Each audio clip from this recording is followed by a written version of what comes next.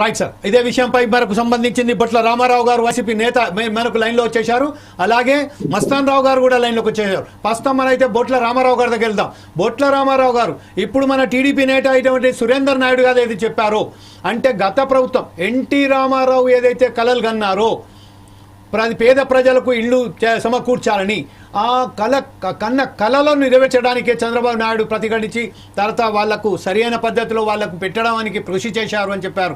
ఉమ్మడి రాష్ట్రంగా ఉన్న ఆంధ్రప్రదేశ్, తెలంగాణకు సంబంధించి తద్వారా తెలుగుదేశం పార్టీ ప్రభుత్వానికి అధికారంలోకి వచ్చిన తర్వాత దాదాపుగా 1,00,000 ఇళ్ళు నిర్మాణం చేసి పేద ప్రజలకు పనిచేశారని చెప్పారు. మిగతా 1,00,000 ఇళ్లలో కేవలం 5 సంవత్సరాల వైఎస్ఆర్ పాలనలో కేవలం పెయింటింగ్కే సరిపోయేదని ఒక ఆరోపణ చేశారు. ఈ విషయంపై మీరేమంటారండి? అంటే ఇంకొక విషయం ఏంటంటే, వైఎస్ఆర్సీపీ ప్రభుత్వం ఉన్నప్పుడు అంటే కాకినాడ ప్రాంతంలో దాదాపుగా 16,000 ఇళ్ళు నిర్మిస్తామని చెప్పి 22 వరకు కేవలం 16 ఇళ్ళు మాత్రమే నిర్మించారు. సత్యమే అలాగే వేస్ట్గా ఉన్నాయని చెప్పారు. ఈ విషయంపై మీరేమంటారండి? ఒక అంశం అండి, ఓకే, ఇళ్ల స్థలాలు కానీ ఇండ్లు నిర్మాణం అంశంలో మనం తీసుకుంటే జగన్మోహన్ రెడ్డి గారు ఈ రాష్ట్రంలో కొత్త రకమైనటువంటి ఒక ఎవరైతే అర్హుతుంటారో వాళ్ళని ప్రామాణికంగా తీసుకొని ప్రతి ఒక్కరికి ఇంటి స్థలంతో పాటు ఇల్లు కట్టించేటటువంటి స్కీమ్ తీసుకొచ్చినటువంటి మహానుభావుడు జగన్మోహన్ రెడ్డి గారు.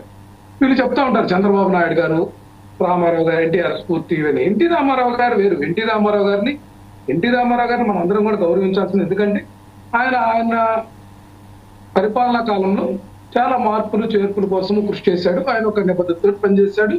ఆయన ఒక విజన్ తోటి పనిచేసినటువంటి మాట వాస్తవం. ఎన్టీ రామారావు తోటి చంద్రబాబు నాయుడు పోల్చుకుంటారు. నక్కకి నాగలోకి అనుకున్న తేడా ఉందండి. చంద్రబాబు నాయుడు గారు చేస్తున్నంతా కూడా అధికారం కోసము అలివి కాని హామీలు, మోసపూరితమైనటువంటి హామీలు, ప్రజలు మభ్యపెట్టేటువంటి హామీలతోటి తన సమయాన్ని అంతా కూడా కాలక్షేపం చేసుకుంటూ పోతా ఉన్నాడు తప్ప ప్రజల కోసం ఏం ఆలోచించలేదండి. ఇక్కడ ఇళ్ల విషయానికి వస్తే, ఇంటి స్థలాలు ఇళ్ల విషయానికి వస్తే, ఏదైతే 5 సంవత్సరాలు జగన్మోహన్ రెడ్డి గారు ఒక ప్రణాళికాబద్ధంగా 71,811 ప్రభుత్వ మరియు ప్రైవేటు భూములకు సంబంధించినటువంటి ఎకరాలు, 71,811 ఎకరాల భూమిని 30,06,000 మంది కుటుంబాలకు పంపిణీ చేసినటువంటి వ్యక్తి జగన్మోహన్ రెడ్డి గారు అండి. దీని విలువ ఈ రోజు చూస్తా ఉంటే దాదాపుగా 1,00,000 కోట్లకు పైగానే ఉంటుందండి. 1,00,000 కోట్ల విలువైనటువంటి ఇళ్ల స్థలాలను పట్టణ ప్రాంతాల్లో కానీ గ్రామీణ ప్రాంతాల్లో కానీ పేద ప్రజలకు, అది మహిళల పేరు మీద రిజిస్ట్రేషన్ చేయించి అవి మరలా కూడా ఇలా పిల్లలకు కానీ ఎవరికైనా సరే భవిష్యత్తు లేదని అవసరం ఉంటే ఆ కుటుంబ ఆస్తిగా పరిగణించే విధంగా తీసుకొచ్చినటువంటి సంస్కరణలు తీసుకొచ్చినటువంటి వ్యక్తి. ఎందుకంటే ఇప్పుడంతా కూడా చెప్తా ఉన్నారు సురేంద్ర నాయుడు గారు కూడా. ఇప్పుడు ఏం చెప్తున్నారు, దీన్ని అమ్ముకోవడానికి వీలు లేకుండా చేయాలా, దీన్ని అది చేయాలా, ఇది చేయాలని. ఇంకో విమర్శ ఉందండి. జగన్మోహన్ రెడ్డి గారు ఏదైతే పట్టణ ప్రాంతాల్లో 1 సెంటు, పల్లెటూర్లలో 1.5 సెంటు లిమిటెడ్ గా ఇచ్చి ఇల్లు కూడా కట్టించేశాడు తానే.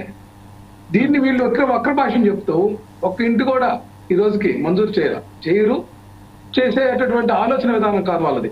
వాళ్ళు ఎట్లా ఉంటుందంటే వాళ్ళు చేసేటటువంటి అంశాలు ఈ రాష్ట్రంలో ఒక్క ఇంటికి కూడా మరుగుదొడ్డి అనేది లేకుండా ఉండకూడదు అని చెప్పి ప్రకటించేశారు. నియోజకవర్గాన్ని ప్రతి ఇంటికి మరుగుదొడ్డి ఉందని ప్రకటించారు. ఏం చేశారంటే ఈ మరుగుదొడ్లకు సంబంధించినటువంటి విధానంలో 2014 నుంచి 19 మధ్య జరిగినటువంటి కుంభకోణం ఏంటంటే, ఆ నియోజకవర్గంలో ఆ ఎమ్మెల్యేనో లేకపోతే ఆ ఇన్ఛార్జ్ ఆ యొక్క కాంట్రాక్టర్ని పెట్టుకున్న ప్రతి గ్రామానికో లేకపోతే మండల క్లస్టర్గా ఈ మరుగుదొడ్లకు సంబంధించినటువంటి మెటీరియల్ కాంట్రాక్ట్ అంతా కూడా మొత్తం దోచేశారండి. అది ఇప్పుడు కూడా విచారణ చేయట్లా.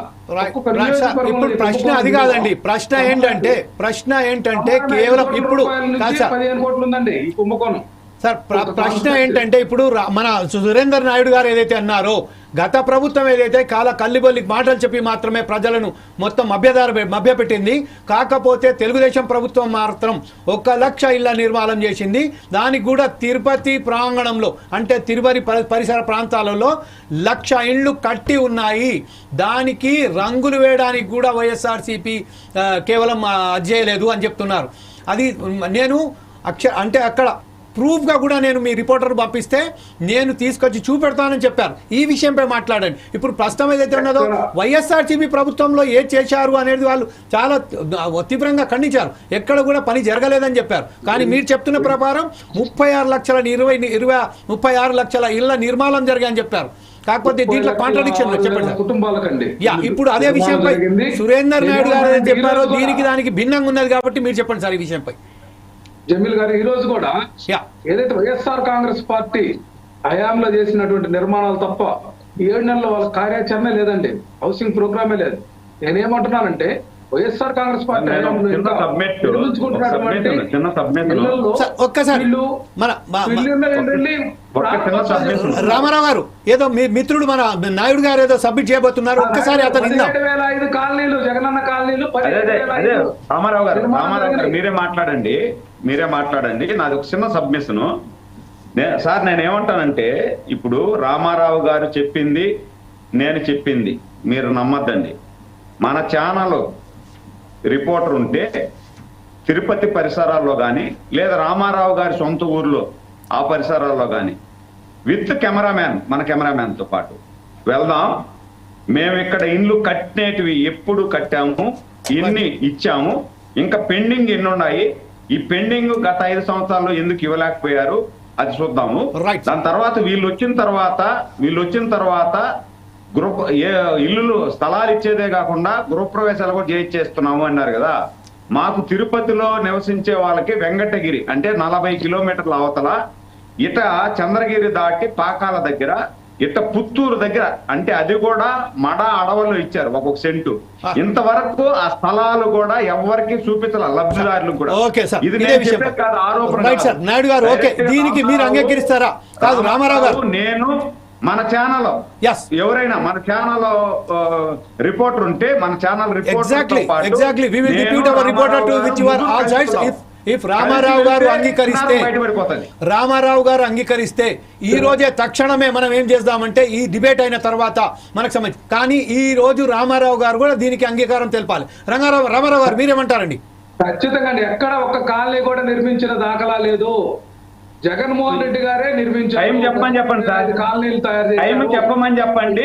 నేను వస్తా, రామారావు రానియండి, రిపోర్టర్ రాని రాజధాని ప్రాంతంలో ఒక్క పేదవాడి కూడా నివాస యోగ్యం కాకుండా మీరు చేసినటువంటి పాలసీని కూడా కాదని చెప్పి జగన్మోహన్ రెడ్డి గారు 50,000 మందికి 54,000 మందికి ఇళ్ల స్థలాలు పంపిణీ చేశారు. ఒప్పుకుంటారు లేదా? రాజధాని లేకుండా చేయాలనే ఆలోచన మీది కాదు. ఇది రాజధాని, ఆంధ్రప్రదేశ్ రాజధాని ఉండకూడదు అనే ఒక విష ప్రచారం మీది కాదండి. సురేంద్రనాయుడు గారు, రాజధాని అంటే మీ ఉద్దేశము డబ్బులున్న వాళ్ళు ఉంటే పేద ప్రజలు ఏదైతే పనిచేసుకునేటువంటి వాళ్ళు, ఏదైతే డబ్బులున్న వాళ్ళు కూడా పనిచేసేటోళ్ళు కానీ దానికి సంబంధించినటువంటి వాళ్ళు అవసరమే కదండి. నిత్యం పనిచేసేటోళ్ళు అవసరం, వాళ్ళని కూడా ఉంచాలి. రామారావు గారు మీతో చెప్పండి. ఏమంటున్నారంటే మీరు ఎక్కడో ఏ కాలంలో చెప్పండి. చంద్రబాబు నాయుడు ఆయన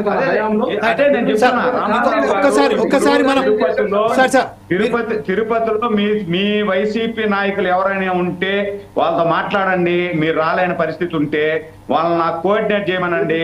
మన రిపోర్టర్ ని నేను వైసీపీ నాయకుల్ని తీసుకెళ్లి ఇంకొక విషయం, మన జనసేన పార్టీ సుజాత గారితో క్యాండిడేట్ పంపిస్తా.